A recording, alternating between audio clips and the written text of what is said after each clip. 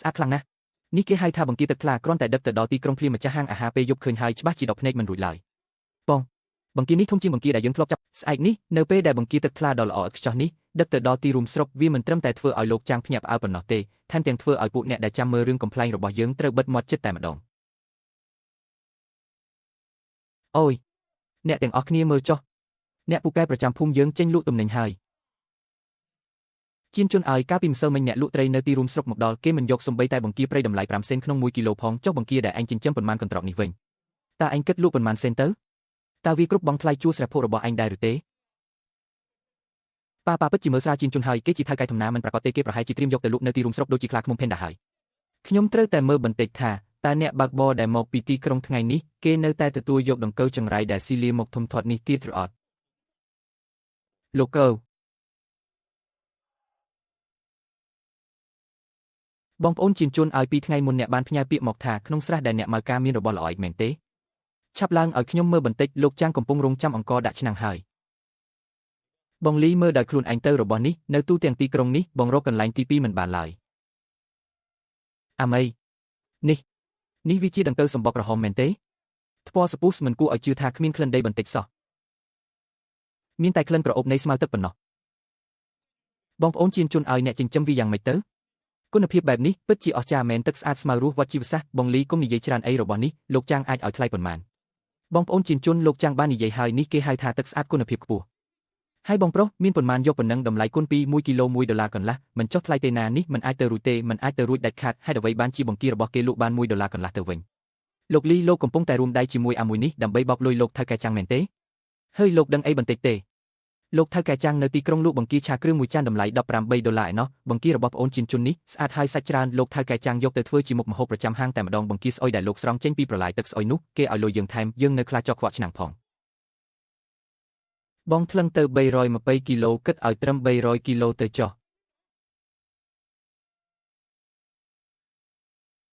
ប្អូនជានជន់នេះលុយ$450ប្អូនរាប់មើលទៅស្អែកនេះបងមកទៀតប្អូនមានប៉ុន្មានបងដឹកយកទាំងអស់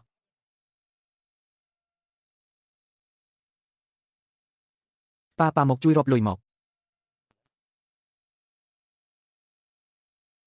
នេះគឺជាលុយដែលយើងរកបានដោយសុចរិតណាជានជន់អូហូពេញមួយជីវិតនេះខ្ញុំមិនដែលឃើញលុយច្រើនបែបនេះពីមុនមកទេបងលុយនេះច្រើនណាស់យើងមានសំណាងហើយមែនទេចុះហេតុអ្វីបានជាអ្នកឯងត្រឹមតែជាអ្នកលើកម្ហូបម្នាក់តើមានសិទ្ធិអ្វីបានលុយច្រើនបែបនេះមកទិញសាច់ហូបរាល់ថ្ងៃចង់មានបានចង់សង់ផ្ទះថ្មមែនទេ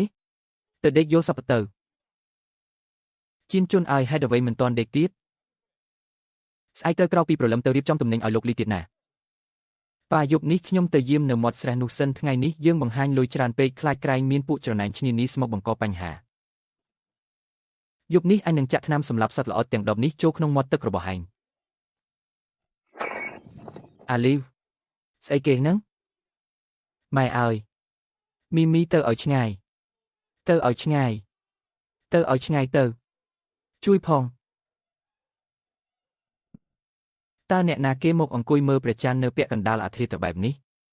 បងប្រុសឪកូវចូលចិត្តមកអង្គុយត្រជាក់នៅក្រោមដើមឈើនេះណឡាបងជានជន់គុំយកច្រឡំអីខ្ញុំគេងមិនលក់ក៏ដើរលេងបន្តិចបន្តួចប៉ុណ្ណោះឆ្កែផ្ទះអ្នកកាច់ណាស់ឆាប់ចង់វាទៅតិចមើលអ្នកហៅការដើរលេងបែបនេះថាដើរលេងធម្មតាអ្នកចង់កាប់ផ្ដាច់ផ្លូវរស់របស់ត្រកូលឈិនយើងមែនទេខ្ញុំខុសហើយខ្ញុំងឹតមុខងឹតមាត់ឃើញអ្នករកស៊ីបានក៏ច្រណែនកុំប្តឹងប៉ូលីសអីណា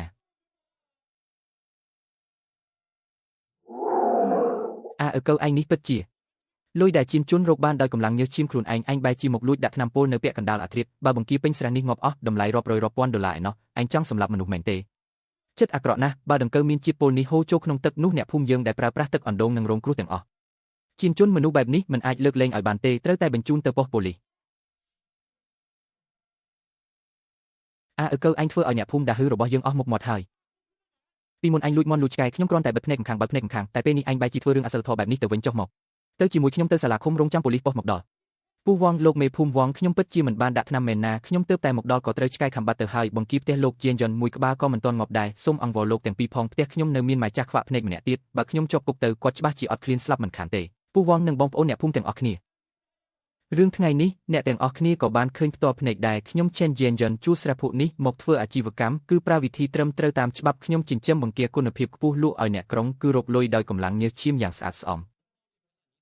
ខ្ញុំជាមនុស្សច្បាស់លាស់រឿងគុណទោសអ្នកណាគោរពខ្ញុំមួយចំអាមខ្ញុំនឹងគោរពគេមួយហាត់កាលពីមុនពេលគ្រួសារខ្ញុំលំបាកអ្នកណាដែលធ្លាប់ឲ្យខ្ញុំខ្ចីអង្គកន្លះចានឬអំបិលមួយស្លាបព្រាខ្ញុំឆេនជានយ៉នទោះត្រូវលក់ផ្ទះសម្បែងក៏នឹងសងគុណគេវិញដែរប៉ុន្តែបើអ្នកណាគិតថាខ្ញុំឆេនជានយ៉នងាយនឹងបបបញ្ឆោតហើយចង់ប្រើ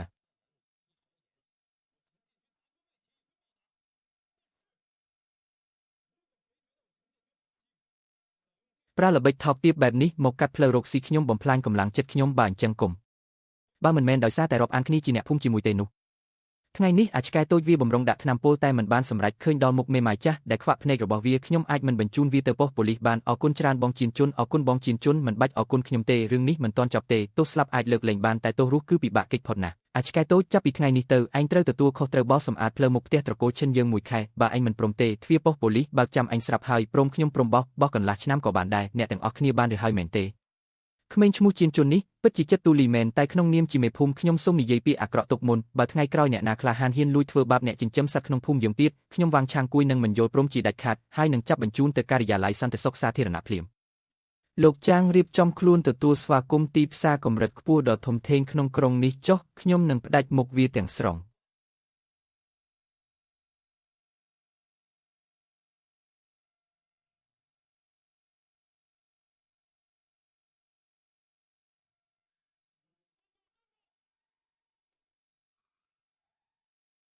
បងប្អូនឲ្យផ្លូវធំម្លេះជួយកិច្ចបន្តិចមក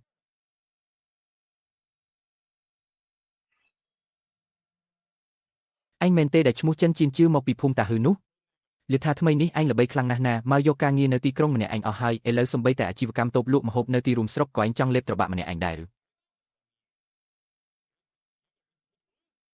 បងឈៀងមែនទេពួកយើងសុទ្ធតែចេញមករកស៊ីដូចគ្នាគឺអាស្រ័យលើសមត្ថភាពរៀងខ្លួនបង្កងដែលខ្ញុំចិញ្ចឹមវាស្អាតម្ចាស់ភោជនីយដ្ឋានគេពេញចិត្តនឹងទិញនេះមិនមែនហៅថាលេបត្របាក់ទេនេះគេហៅថាច្បាប់ទីផ្សារនិយាយស្អីរបស់ឯងនៅទីរួមស្រុកនេះគឺអញនេះហើយជាច្បាប់ទីផ្សារអញដឹងទេថាដោយសារតែបង្កងស្អុយរបស់ឯងធ្វើឲ្យបង្កងព្រៃរាប់រយគីឡូរបស់អញស្អុយរលួយក្នុងអាងអស់ហើយគ្មានអ្នកណាទិញសូម្បីតែមួយក្បាលអាសាឯងជាមនុស្សម្នាក់ដែរថ្ងៃនេះអញទុកមុខឲ្យអញខ្លះចាប់ពីថ្ងៃស្អែកទៅត្រីសម្បកក្រហមទាំងអស់នៅក្នុងស្រាភូរបស់ឯងគឺត្រូវតែលក់ឲ្យអញតែម្នាក់គត់អញឲ្យតម្លៃ2ម៉ឺនក្នុង1គីឡូហើយហាមអញកុំឲ្យឈានជើងចូលទីរួមស្រុកនេះជាដាច់ខាតអត់បានទេ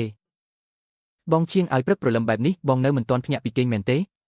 ទំនិញរបស់ខ្ញុំទោះគេឲ្យថ្លៃ$1ក៏ខ្ញុំមិនប្រកាសថាព្រមលក់ដែរចុះបងចង់បានក្នុងតម្លៃ2ម៉ាក់បងគិតថាវាអាចទៅរួចដែរឲ្យស្រាប់ឯងមិនផឹកបែរជាចង់ផឹកស្រាជូរត្រូវតែឲ្យគេដឹងពីមេរៀនខ្លះហើយ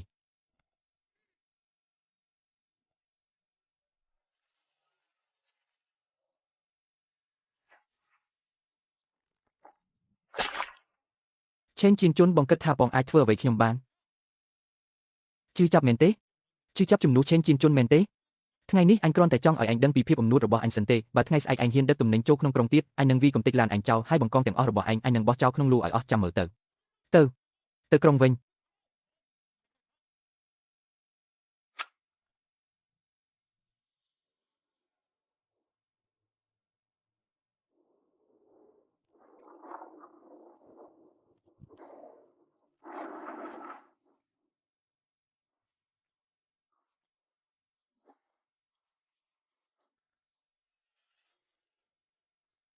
បងនេះវាមានរឿងអីទៅឬមួយក៏ឡានក្រឡាប់នៅតាមផ្លូវមែនទេជីនជុនតើជួបមនុស្សមិនល្អមែនទេឬមួយក៏ពួកក្មេងទំនើងនៅក្នុងក្រុងហ្នឹងមែនហើយបងពួកគេនិយាយថាបងរកលុយបានច្រើនម្លេះប្រកាសជាមានរឿងមិនខានយើងឈប់រកលុយនៅក្រុងហ្នឹងទៅគុំទៅរកគឿមជាមួយមនុស្សអាក្រក់អីខ្ញុំខ្លាចគេវីបងណាអាពួកខ្វាងធ្វើជាងនឹងវាដូចជាសត្វទីអញ្ចឹងបើយើងថយក្រោយវាច្បាស់ជាជញ្ជក់ឈាមយើងអស់មិនខាន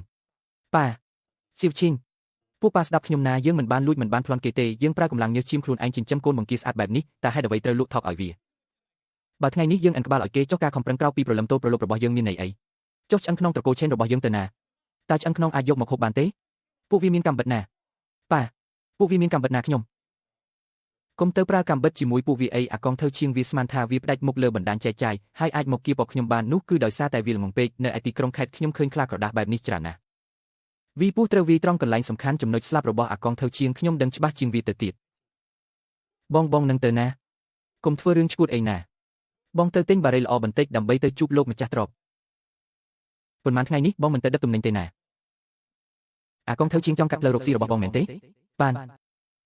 អញ្ចឹងបងនឹងរុះរើតវាចោលឲ្យអស់ឲ្យវាដឹងថាអ្នករកស៊ីតូចតាចដូចពួកយើងនេះកុំមកលេងសើចឲ្យសោះ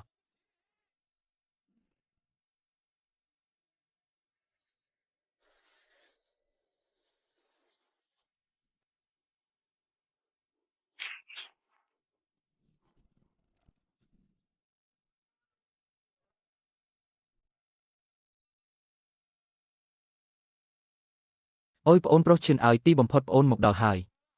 ចុះរមកកង់3របស់អញទៅណាបង្គាធំរបស់ខ្ញុំទៀតកាលពីយប់មិញភ្ញៀវមកជន់កំរាមកទ្វារខ្ញុំបាក់អស់ហើយគេនាំគ្នាទាមទារចង់ញ៉ាំបង្គាទឹកថ្លារបស់ឯងខ្ញុំកំពុងរងចាំបង្គាអញយកមកចម្អិននេះ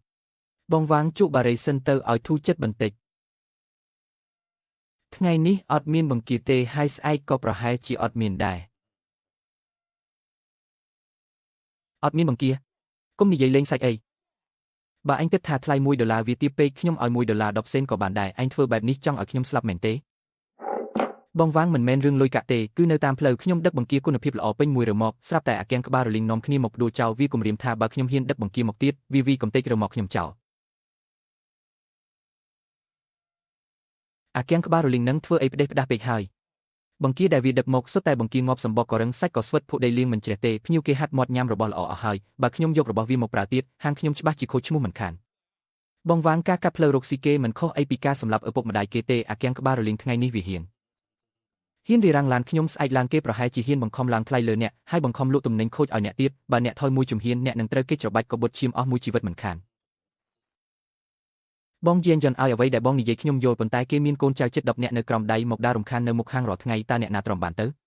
យើងគ្រាន់តែជាអ្នករកស៊ីតូចតាចប៉ុណ្ណោះបងវងអ្នករកស៊ីខ្លាចពួកក្មេងទំនើងព្រោះពួកវាទាន់បានប៉ះដល់ឆ្អឹងរបស់អ្នកទេថ្ងៃនេះខ្ញុំមកគឺមកដាស់តឿនបងយប់នេះបងយកទំនិញរបស់អាក្បាលត្រងោលនោះទៅលក់សិនទៅចាំមើលថាពេលដែលពួកអតិថិជនមកញ៉ាំបាយគេនឹងទទួលស្គាល់អាដង្កូវស្អុយរបស់អាក្បាលត្រងោលនោះឬអត់សុំបារីមួយដាំមក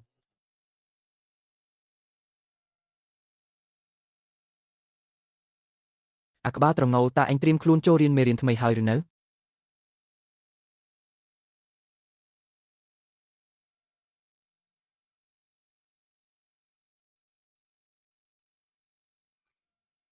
លោកម្ចាស់អាហារនេះមិនអាចញ៉ាំបានទេមកនេះភ្លាម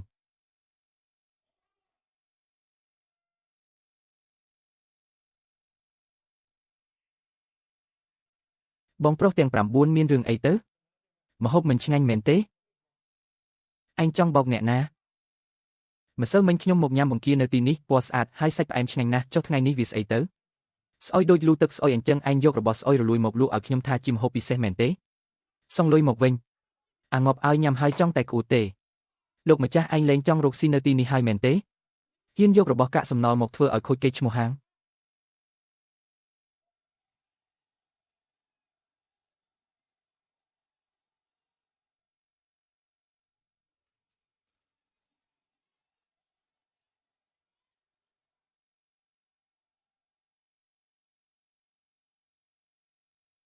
នេះមិនមែនជាការខាតបង់លុយមួយយប់ទេណានេះវាដូចជាកាត់ផ្ដាច់ខ្សែជីវិតខ្ញុំចោលអញ្ចឹងអាទំពេកអញមិនទុកមុខឲ្យអញទេណា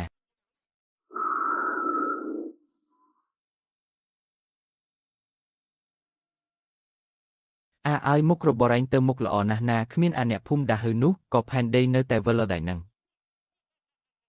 ទំនិញ300គីឡូដែលខ្ញុំផ្ញើទៅថ្ងៃនេះលក់អស់ហើយមែនទេគិតលុយមកខ្ញុំគិតតម្លៃដុំឲ្យឯងយកលុយក្រៅប្រទេសមកសងមកថយមួយជំហានគឺត្រូវគេច្របាច់កបុតជាមួយជីវិតនឹងខ្ញុំមិនគិតលុយឲ្យឯងទេអាឈួតអាទំពេកបើកភ្នែកឆ្កែរបស់ឯងមើលឲ្យច្បាស់ទៅព្រោះតែទំនិញសម្រាមដែលឯងយកមកឲ្យខ្ញុំនឹងយប់នេះខ្ញុំខាត់លុយអស់ជាង$300ដើម្បីសងគេវិញអតិថិជនចាស់គេឈប់មកអស់ហើយព្រោះតែឯងហ៊ានមកខាត់ផ្លូវខ្ញុំយកលុយមកអាធាត់វាងឯងនឹងឈួតមែនទេបានជាហ៊ាននិយាយជាមួយអញបែបនេះជឿអញទេអញនឹងវីកំទេចទប់អញចោលសាក់វីមើលបាយហ៊ាន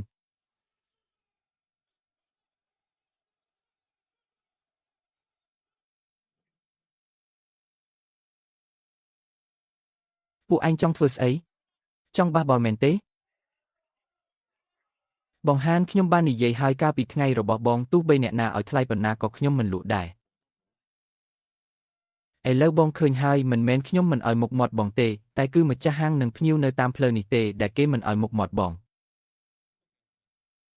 ឈិនជៀនជុនស្អែកយកបង្គាទឹកខ្លាមកឲ្យខ្ញុំបើឯងហ៊ានយកមកខ្ញុំក៏ហ៊ានទទួលដែរបើវាហ៊ានខាត់ឡានឯងពួកយើងទាំងផ្លូវនេះនឹងទៅតាំងជាមួយវាត្រូវហើយតាំងជាមួយវាកុំយករបស់សម្រាមអាយ៉ងក្បាលត្រងោនោះឲ្យបង្គាទឹកស្អុយរបស់វាទៅចុះនរកទៅបានឈិនជៀនជុនចាំមើលសិនអញពិតជាខូចខើណាស់ចាំមើលចុះយើងនឹងបានជួបគ្នាទៀត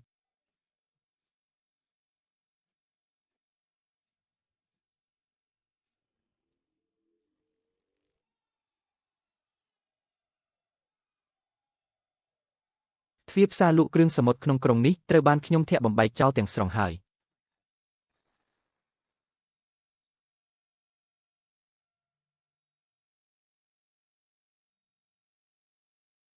បងប្អូនយានយន្តឲ្យទីបំផុតឯងមកដល់ហើយបើកាលពីយប់មិញមិនបានឯងជួយរៀបចំផែនការទេនោះហាងរបស់បងប្រហែលជាត្រូវអាហ្គេងថូសេងមកបំផ្លាញចោលបាត់ទៅហើយថ្ងៃនេះបង្គាទាំងអស់នេះបងមកយកទាំងអស់បងវងឲ្យអាហ្គេងថូសេងវាចប់ហើយចាប់ពីពេលនេះទៅហាងអាហារក្នុងក្រុងនេះបើខ្ញុំឆេនយានយន្តមានបាយហូបគឺប្រកាសជាមិនខ្វះប្រភពគុតគង់បង្គាដ៏ល្អរបស់បងឡើយបងប្អូនទាំងអស់គ្នាទុកចិត្តចុះស្រះភក់របស់ខ្ញុំមានទំហំធំណាស់ទិន្នផលគឺផ្គត់ផ្គង់តាន់ចាប់ពីថ្ងៃនេះទៅរាល់ថ្ងៃម៉ោង 8 ព្រឹកខ្ញុំមកដឹកទំនិញតាន់ពេលជានិច្ចតម្លៃតាមដែលយើងបានព្រមព្រៀងគ្នាគឺ$1ដឹកដល់កន្លែងចាំទូទាត់មិនឲ្យខ្វះ1សេនឡើយល្អនិយាយត្រូវចិត្តណាស់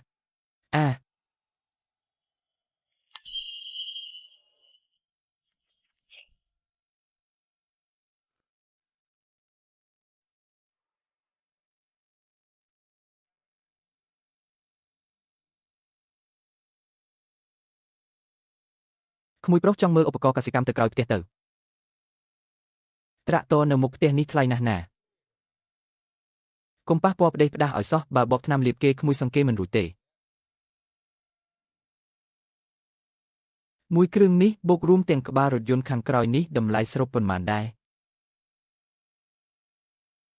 $3,500ចុះមិនដែរក្មួយចង់ទិញមែនទេ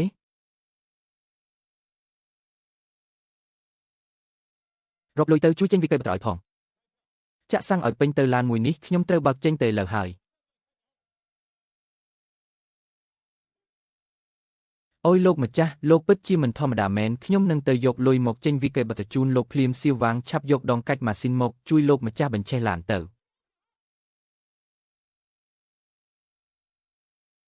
ខ្ញុំប្រាប់ឲ្យពួកឯងដឹងចុះអាក្មេងឈ្មោះឈឿនជៀនជុននឹងថ្ងៃនេះប្រហែលជាត្រូវដួលធំហើយម្សិលមិញខ្ញុំទើបតែដំណឹងមកថាវាដឹកទំនិញទៅក្នុងក្រុងហើយទៅធ្វើឲ្យគូងថៅឈៀងដែលជាមេកន្ទ្រីងជួញដូរអាហារសមុទ្រនៅទីនោះខឹងសម្បាយ៉ាងខ្លាំង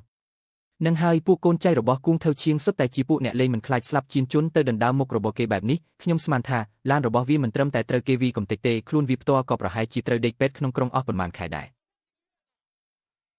អាជៀនជុននឹងក៏ដូចគ្នារកលុយបានបន្តិចបន្តួចក៏ភ្លេចខ្លួនអស់ហើយពួកអ្នកលេងក្នុងក្រុងនឹងតើពួកយើងដែលជាអ្នកស្រែចម្ការអាចទៅតាំងជាមួយគេបានដែរឬ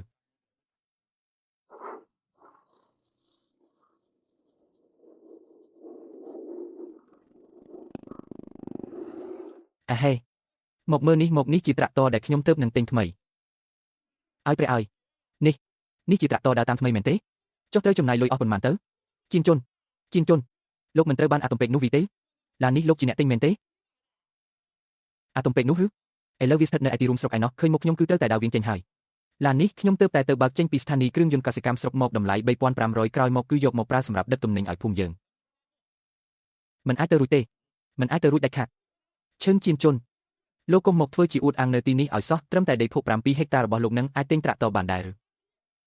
ឡាននេះប្រកាសជាលោកទៅជួគេមកដើម្បីធ្វើជាមុខមាត់ហើយអ្នកទាំងអស់គ្នាកុំទៅជឿវាឲ្យសោះត្រូវហើយប៉ានិយាយត្រូវណាស់